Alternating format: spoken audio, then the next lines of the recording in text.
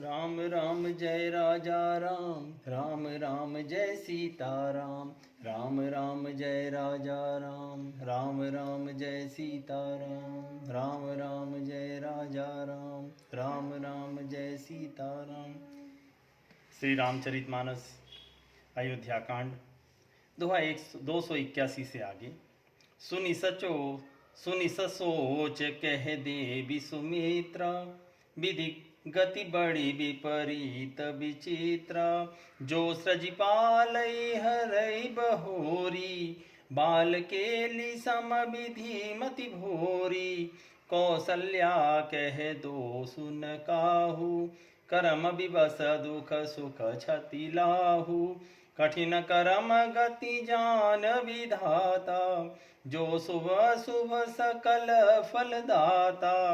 ईस रजाई शीस सबही के, उत्पत्ति स्थिति लय विसहु अमी के। देवी मोह बस सोची अबादी, विधि प्रपंच अस अचल नादी। भूपति जी अब मरब उरानी, सोचिय सखी लखी निज हित हानि। सिय मातु कह सत्य सुबानी, सुकृति अवधि अवधपति रानी। लखनु राम सिय जाहु बन, भल परिणाम न पोचु। गह बरिहि कह कौशिला, मोहि भरत कर सोचु। ईस प्रसाद असीस तुम्हारी, सुत सुत वधुदेव सरी बारी। राम शपथ में कीनि न काऊ, सो करि कहूँ सखी सती भाऊ। भरत शील गुण विनय बड़ाई, भायप भगति भरोस भलाई। कहत सार दहु कर मति हीचे, सागर सीप की जाहि उलीचे। जानो सदा भरत कुल दीपा, बार बार मोहि कहे महीपा। कसे कनक मनि पारिखि पाए, पुरुष परीखी अहि समय सुभाए। अनुचित आजु कहब अस मोरा, शोक स्नेह सयान पथोरा। सुनि सुर सरि सम पावनी बानी, भई स्नेह विकल सब रानी। कौसल्या कह धीर धरी, सुनहु देवी मिथिलेसी। को विवेक निधि बल्लभहि, तुमहि सकई उपदेसी। रानी राय सन अवसर पाई, अपनी भांति कहब समुझाई। रखियहि भल लखनु भरत गवनहि बन, जो यह मत माने महीप मन। तो भल जतनु करब सुविचारी, मोरे सोचु भरत कर भारी। गूढ़ स्नेह भरत मन माही, रहे नीक मोहि लागत नाही। लखी सुभाव सुनि सरल सुबानी, सब भई मगन करुण रस रानी। नभ प्रसून झरि धन्य धन्य धुनि, शिथिल स्नेह सिद्ध जोगी मुनि। सबर निवासु बिथकी लखी रहेवु, तब धरि धीर सुमित्रा कहेवु। देवी दंड जुग जामिनी बीती, राम मातु सुनि उठी सप्रीति। बेगी पाव धारिय थलही, कह स्नेह सती भाई।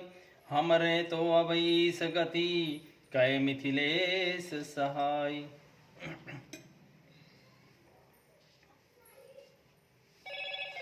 हेलो मोटो।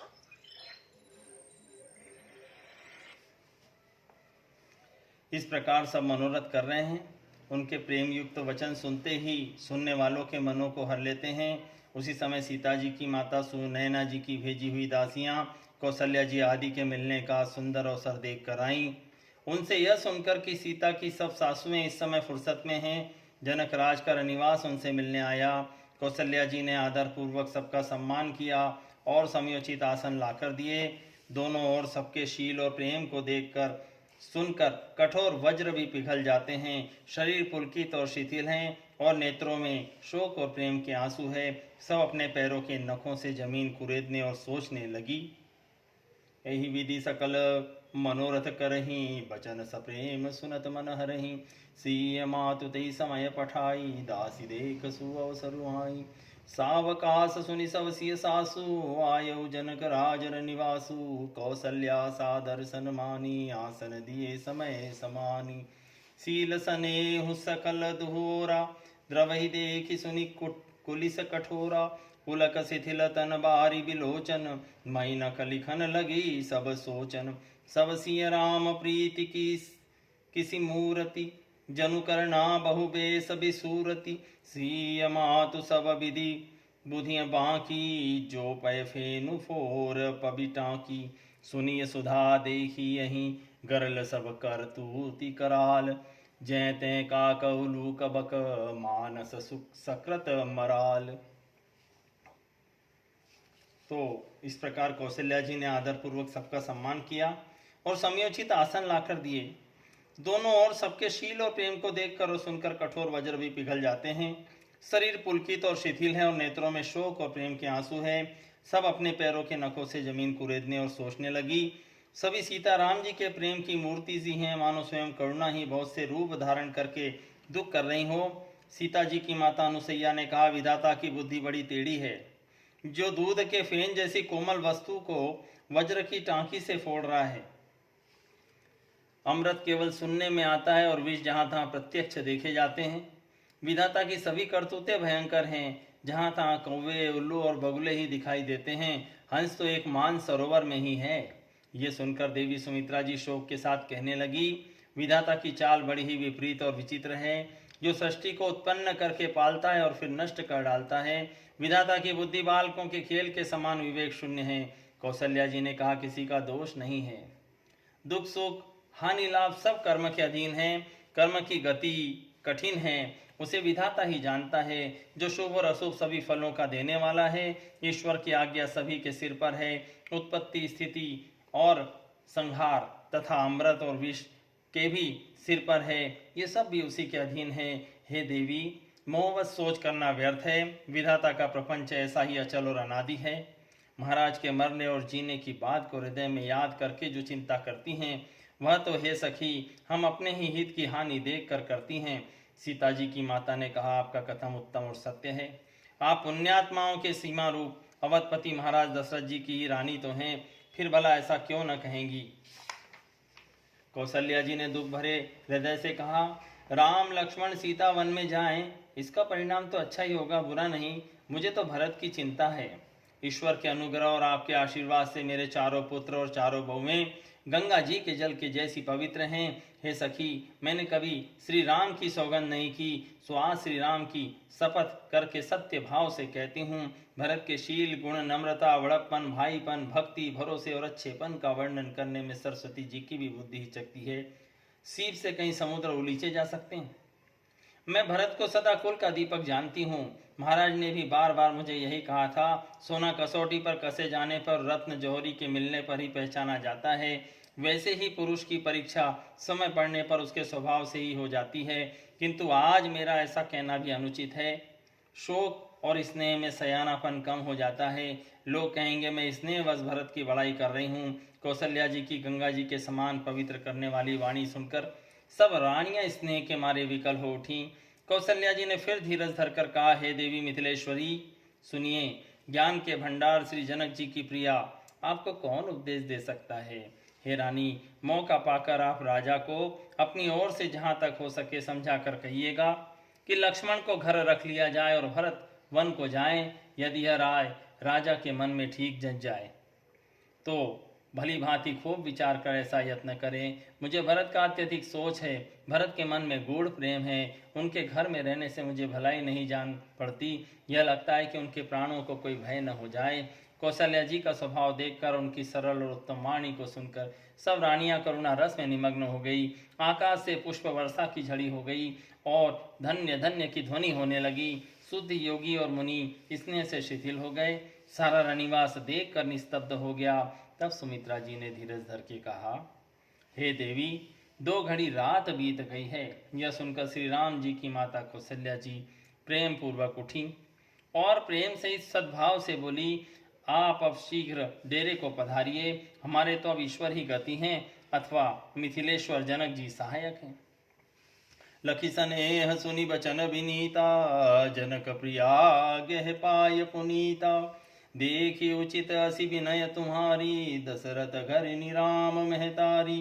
प्रभु अपने नीच हुआ दरही, अग्नि धूम गिरि सिर तनु धरही। सेवकुराव कर्म मन बानी, सदा सहाय महेशु भवानी। रौरे अंग जोगु जग को है, दीप सहाय कि दिन कर सो है। राम जाई बनु करि सुर काजू, अचल अवधपुर करिहै राजू। अमर नाग नर राम बाहुबल, सुख बस हहीं अपने अपने थल। यह सब जाग बलिक कही राखा, देवी न होई मुधा मुनि भाषा। अस कही पग परिपेमति, सिय हित विनय सुनाई। सिय समेत सिय मातु तब, चलि सुआय सुपाई। प्रिय परिजन ही मिली वै देहि, जो जेहि जोग भांति तेहि तेहि। आतापस बेस जानकी देखी, भासबु विकल विषाद विशेषी। जनक राम गुराय सुपाई, चले थलहि सिय देखी आई। लीनी लाई उर जनक जानकी, पाहुनि पावन प्रेम प्राण की। उरोम ग्यो अम्बुधि अनुरागु, भयउ भूप मनु मनहु मपयागु। सिय स्नेह बटु बाढ़त जोहा, तापर राम प्रेम शिशु सोहा। चिरजीवी मुनि ज्ञान विकल जनु, बूढ़त लहु बाल अवलंबनु। मोह मगन मति नहीं विदेह की, महिमा सिय रघुबर स्नेह की। सिय पितु मातु स्नेह बस, विकल न सकी संभारी।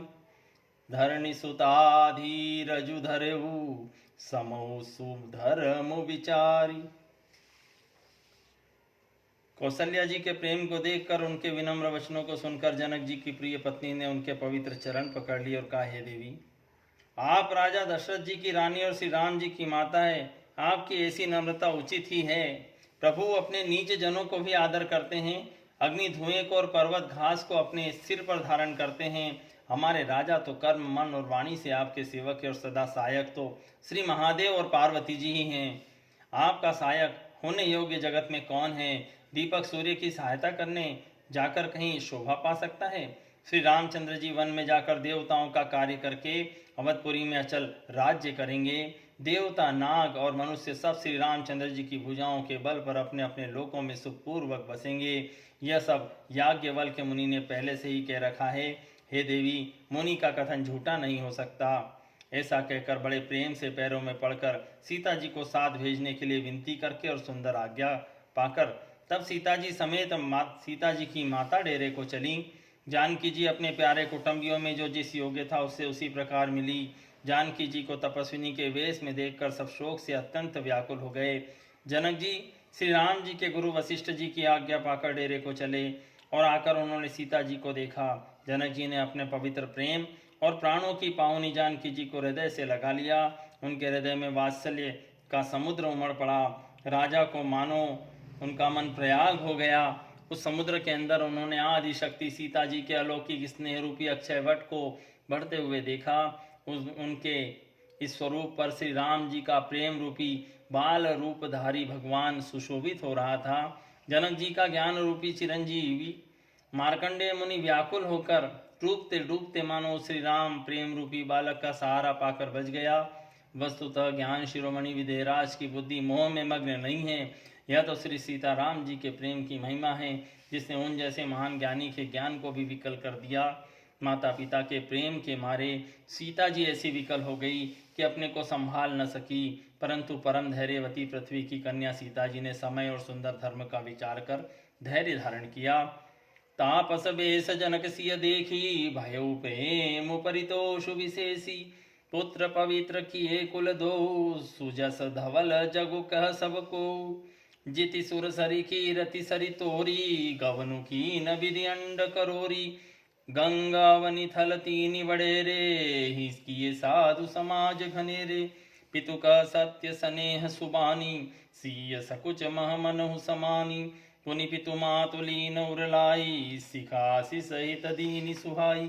कहति न सीय सकुचि मन माही, यहाँ बसव रजनी भल नाही।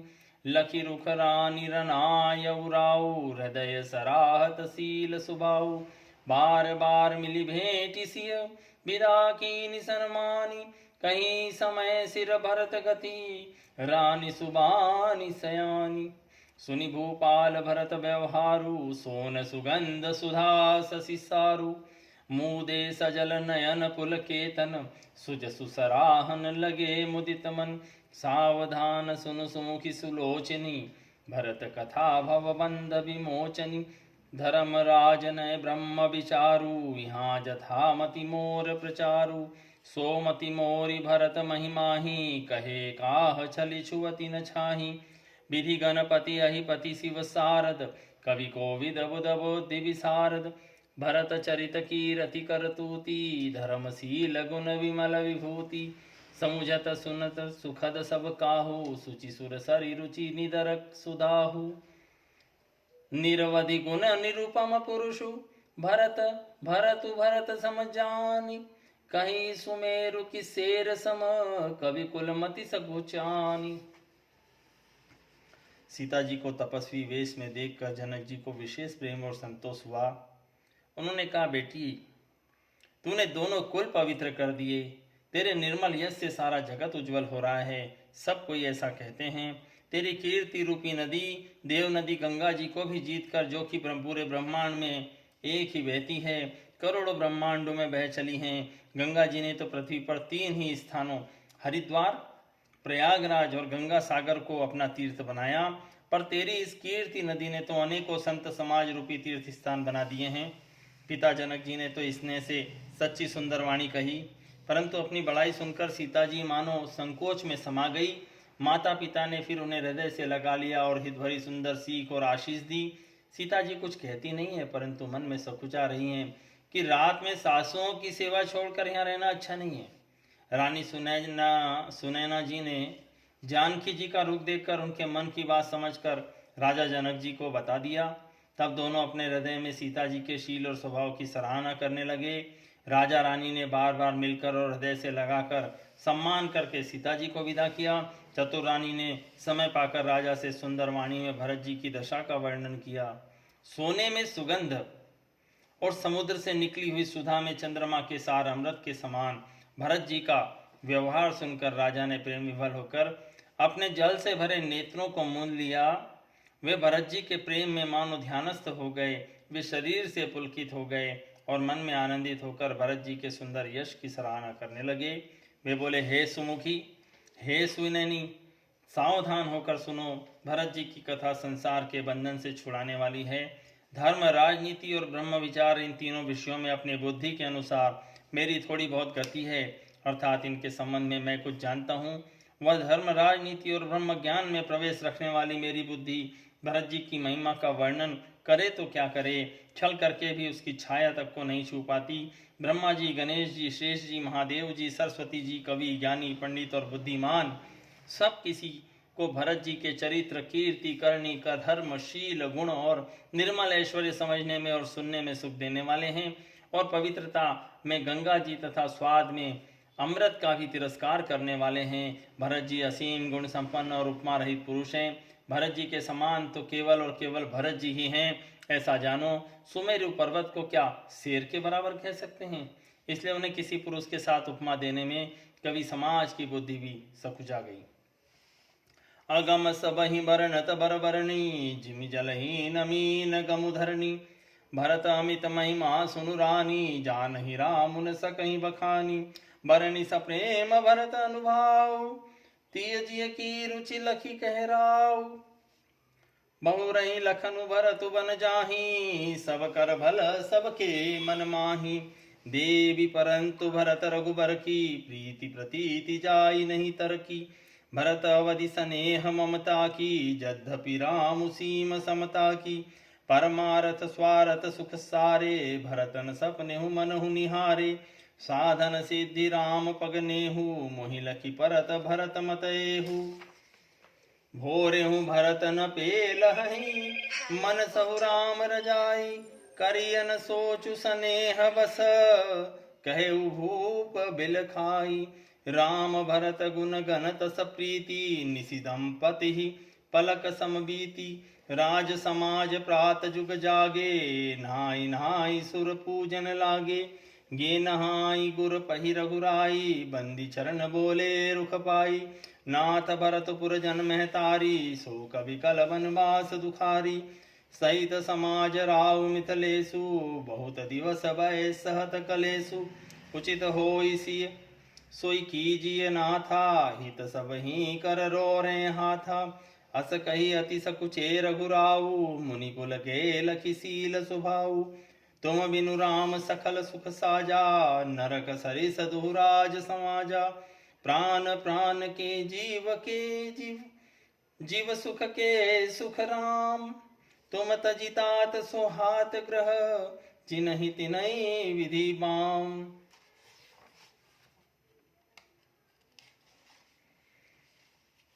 हे श्रेष्ठ वर्ण वाली, भरत जी की महिमा का वर्णन करना सभी के लिए वैसे ही अगम है जैसे जल रहित पृथ्वी पर मछली का चलना। हे रानी सुनो, भरत जी की अपरिमित महिमा को एक श्री राम जी ही जानते हैं, किंतु वे भी उसका वर्णन नहीं कर सकते। इस प्रकार प्रेम पूर्वक भरत जी के प्रभाव का वर्णन करके फिर पत्नी के मन की रुचि जानकर राजा ने कहा, लक्ष्मण जी लौट जाएं और भरत जी वन को जाएं, इसमें सभी का भला है और यही सबके मन में है। परंतु हे देवी, भरत जी और श्री राम जी का प्रेम और एक दूसरे पर विश्वास बुद्धि और विचारों की सीमा में नहीं आ सकता। यद्यपि श्री राम जी समता की सीमा है, तथापि भरत जी प्रेम और ममता की सीमा है।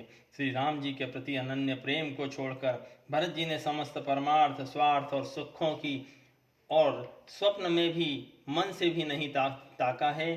श्री राम जी के चरणों का प्रेम ही उनका साधन है और वही सिद्धि है। मुझे तो भरत जी का बस यही एकमात्र सिद्धांत जान पड़ता है। राजा ने प्रेम से गदगद होकर कहा, भरत जी भूल कर भी श्री राम जी की आज्ञा को मन से भी नहीं टालेंगे, अतः स्नेह के वश होकर चिंता नहीं करनी चाहिए। श्री राम जी और भरत जी के गुणों की गणना करते सुनते पति पत्नी को रात पलक के समान बीत गई। प्रातःकाल दोनों राज समाज जागे और नहा नहा कर देवताओं की पूजा करने लगे। श्री रघुनाथ जी स्नान करके गुरु वशिष्ठ जी के पास गए और चरणों की वंदना करके उनका रूप पाकर बोले, हे नाथ, भरत अवधपुरी वासी तथा माताएं सब शोक से व्याकुल और वनवास से दुखी हैं।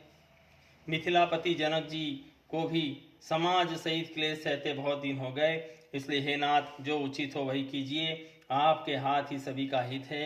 ऐसा कहकर रघुनाथ जी ने अत्यंत ही सकुचा गए। उनका शील स्वभाव प्रेम और आनंद से परिपूर्ण देखकर मुनि वशिष्ठ जी पुलकित हो गए। उन्होंने खुलकर कहा, हे राम, तुम्हारे बिना दोनों सुखों के साथ दोनों राज समाजों को नरक के समान है। हे राम, तुम प्राणों के भी प्राण हो, आत्मा के भी आत्मा और सुख के भी सुख हो। हे तात, तुम्हें छोड़कर जिन्हें घर सुहाता है उन्हें विधाता विपरीत है। दोहा क्रमांक 290। राम राम जय राजा राम, राम राम जय सीता राम, राम राम जय राजा राम, राम राम जय सीता राम, राम राम जय राजा राम, राम राम जय सीता राम। ओ